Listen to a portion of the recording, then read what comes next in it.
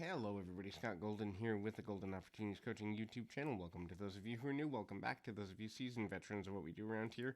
We have over 650 audios available for your listening pleasure in a variety of topics. We add to that multiple times per week. Try to do it every day. Don't always get there because my schedule is crazy, and it gets more crazy as the weeks and months go by.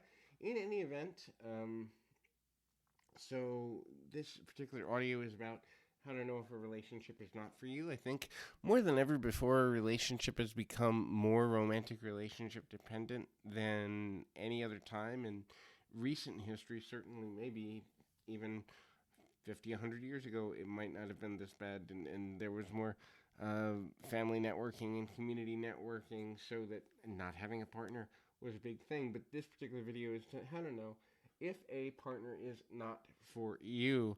And if you are struggling with coming out of a breakup, or you haven't dated in a while, or you're looking for dating coaching, or setting good boundaries, life coaching is a great way to set those things.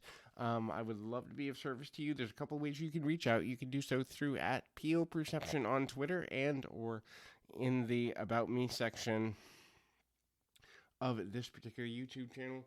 My staff email is there. My website is there, so you can check it out that way. So we're going to kind of run through maybe about 6 to 8 things that are a sign that the relationship you're in may not be for you. The first is if you feel you can't be honest with the other person, or if you're constantly catching the other person in lies. Personally, I'm pretty strict with this one in that I've developed the 3-strike rule mentality, and it doesn't matter who you are. The rules apply to everybody, so that I don't give preferential treatment to people who I have a deeper emotional bond with. My rules are simple. The first time that you've hurt me with a lie, I tell you that you've hurt me. The second time that you have hurt me with a lie, I tell you you've hurt me and you hurt yourself, because if there is a third time that I catch you in a lie, I'm gone no matter how I feel about you. And I think having maybe that strict a boundary doesn't necessarily work for most people, but you have to have your boundaries about whether you can forgive a person for being dishonest, and whether you feel you can be honest um, with your overall, connective in that way. And it's difficult, because at the bequest of being in a better way, or being in a better overall mindset, it's important to get get into a better way of looking at things when you begin to understand that you have every bit of information that you need in order to make an intelligent decision based on how somebody acts towards you. And catching them in a lie is an indication that you may not be compatible, because they feel they can't be honest, or there's things about themselves that they may not even be honest with themselves about, which is another challenging thing. If a person's being self-deceptive, it's really hard for them to be honest with you. And then the next thing, kind of like onto it, if the relationship is not stable, if the goal for the relationship isn't shared by both parties. So a lot of times, especially with younger people, teenagers and early 20-somethings, you get a lot of we're breaking up, we're back together. We're breaking up, we're back together. And while I believe in second chances, and in a rare case, a third chance, when you get to the point where you're breaking up and coming back together on a regular basis, it's almost like your body is ready in that fight or flight mentality, where you're almost expecting negativity to come. You're expecting more drama. You're expecting stress. And so you're also expecting that next break, or that next breakup. The foundation of the relationship gets negatively altered, and it's really difficult, if not impossible, to trust the other person in the long term.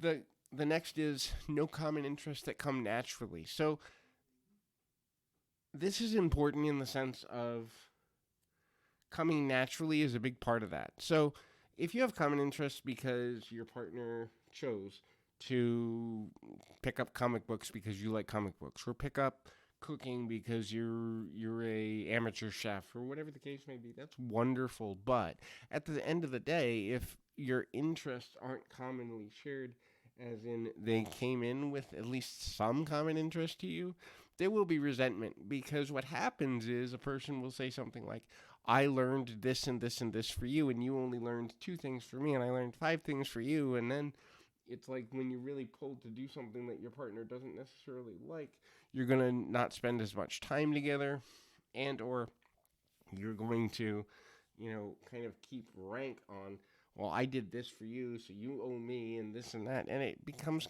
competitive in nature, which isn't healthy, nor is it productive to building longer term bonds that actually stick.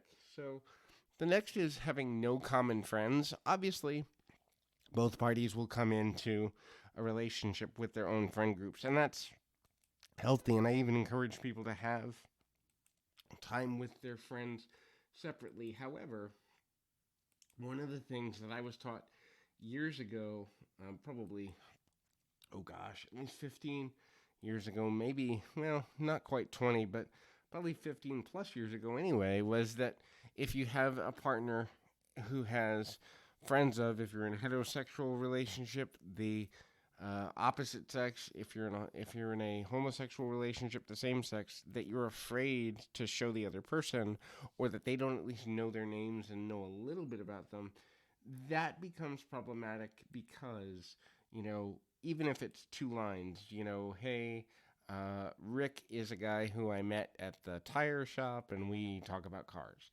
Something that simple, at least they know.